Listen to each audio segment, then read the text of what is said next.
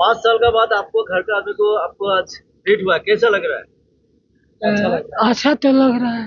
हाँ, भाई भतीजा हो लोग, भाई बड़े घर पे भतीजा ये लोग भाई हो। हाँ, दोबारा मिलेंगे या ना मिलेंगे, कुछ सोचा था? मिल गए हैं तो आप लोग भैया बहन पहुँचा दिए लोग नहीं कन खाए, हम नहीं खाए।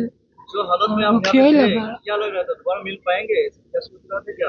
हाँ, आप लोग मिल गए पहुँचा दिए भाई, तो आप लोग से सच बोल। मैं प्रथमे माननीय मुख्यमंत्री डॉक्टर हेमंत विश्व शर्मा डांगरियाक धन्यवाद ज्ञापन करब विचारिছোঁ कियनो प्रथम अवस्था जेতিয়া एसप्ताह मान आगते এই ঘটনাটো পোহৰলৈ আহিছিলে মইনি সংবাদ মাধ্যমৰ যোগেদি বিভিন্ন বাতৰি চেনেলত এই বাতৰি পৰিৱেশন হৈছিলে যে দুজন ব্যক্তি অৰ্থাৎ অমানৱীয় এটা কাণ্ড যোৱা চিকিৎসা মহাবিদ্যালয় দুজন চিকিৎসকৰ দ্বাৰা সংঘটিত হৈছিল আৰু ইয়াত পেলাই থৈ যোৱা গৈছিল দুজন ব্যক্তিক, এজন যোৰহাটৰে দত্ত উপাধিৰ নাওবৈচা আৰু এজন বিহাৰৰ বালৱান চৌধুৰী। দুজন ব্যক্তিকে আমি লগে লগে আমাৰ জিলা প্ৰশাসনৰ লগত কথা পাতিছিলোঁ। জিলা প্ৰশাসনৰ আৰু মোৰ বাইদেউৰ লগত চিনাকি আছিলে ৰিমঝিম মহন্ত বাইদেউ, শিৱা যি NGO চলাই আছে তিতাবৰত, এনেধৰণৰ লোকক সহায় কৰি আহিছে বা শেষত গৈ পেলাই বাইদেউ সহায় কৰিলে আৰু জিলা প্ৰশাসনেও সহায় কৰিলে।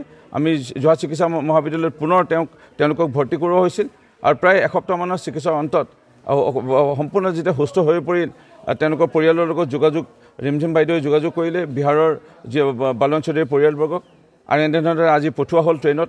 মই টিকেট কাটি দিলোঁ আৰু মোৰ ভাল লাগিছে যে এই অমানৱীয় যদিও ঘটনা ঘটিছিলে দুজন চিকিৎসকৰ ভুলৰ কাৰণত, কিন্তু মানৱতাও যে জীয়াই আছে ইয়াত ৰিমঝিম বাইদেউ, ইয়াত জিলা প্ৰশাসন, মইনি সাংবাদিক বন্ধুসকল আৰু দুজন অন্যান্য লোকো যিসকলে চাদৰ বা অন্য খাদ্য বস্তু দি হ'লেও এই লোকসকলক জীয়াই থকাৰ কাৰণে প্ৰেৰণা দিছিলে।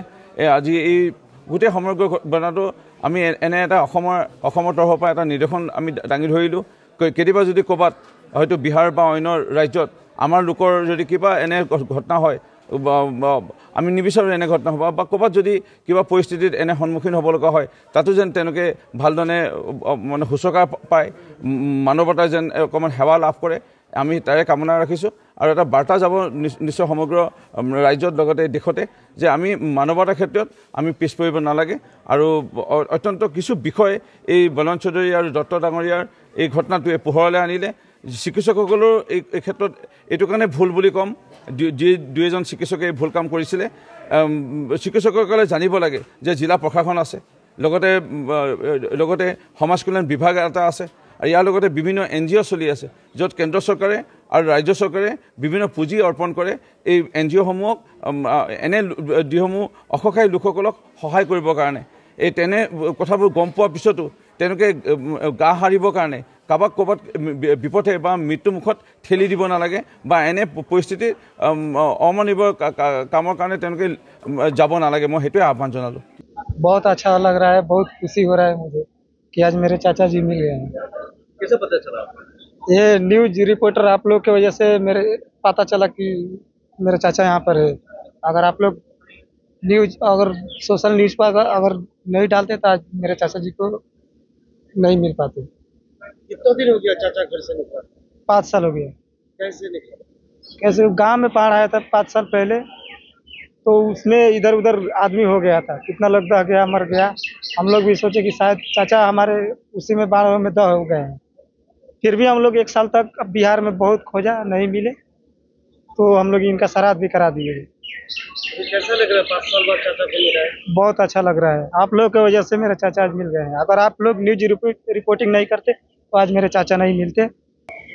बहुत ভাল লাগিছে যেহেতু আপোনালোকৰ প্ৰচেষ্টাত আৰু আমাৰ মৰিয়নি সমষ্টিৰ বিধায়ক আমি সকলোৰে তৎপৰতাত এনেকৈ যে বিহাৰৰ পৰা এজন মানে তেওঁলোকৰ আত্মীয়ক আনি চমজাব পাৰিছোঁ, তাৰ কাৰণে বহুত ভাল লাগিছে। আৰু আমাৰ অসমবাসী তথা আমি যোৰহাটবাসী হৈ আমি গৌৰৱান্বিত হৈছোঁ। যিহেতু আগতে এটা বাতৰি সম্প্ৰচাৰ কৰিছিলে আপোনালোকে, যিহেতু যোৱা 8 ডিচেম্বৰ তাৰিখে মোক তেখেতক গতাইছিলে আমাৰ অনুষ্ঠানত, আৰু মই যিমান দূৰ পাৰোঁ মই 9 তাৰিখে গৈ তেখেতৰ লগত কথা পাতি তেখেতৰ পৰিয়ালৰ আত্মীয়ক উলিওৱাৰ বাবে বহুত চেষ্টা কৰিছিলোঁ, আৰু এই চেষ্টাত আজি সফল হৈছোঁ। সঁচাকৈ ভাল লাগিছে, আৰু এই যাত্ৰা যাতে আমাৰ সদায় থাকে আপোনালোকৰ সহায় সহযোগিতা বিচাৰিছোঁ। আৰু তেখেতলোকৰ মোৰ আৰু এটা ভাল লাগিছে যিহেতু তেখেত 5 বছৰ দিনৰ আগতে তেখেত মৃত্যু হ'ল বুলি শ্ৰাদ্ধ কৰা হৈছিলে বুলি আমাক জনাইছে আৰু আজি পৰিয়ালৰ লোকৰ লগত আমি গতাব পাৰিছোঁ সেইটো কাৰণে বহুত ধন্যবাদ জ্ঞাপন কৰিছোঁ সকলোকে আৰু আমি যিহেতু আমাৰ যাৱতীয় ব্যৱস্থা আছে তেখেতলোকক আমি যাৱতীয় ব্যৱস্থা কৰি পেলাই এতিয়া অৱধ আছাম এক্সপ্ৰেছত আমি পঠিয়াবৰ বাবে ব্যৱস্থা গ্ৰহণ কৰিছোঁ।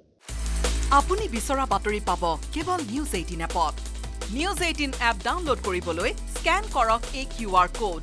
গুগল প্লে ষ্টৰতো পাব এই নিউজ 18 এপ।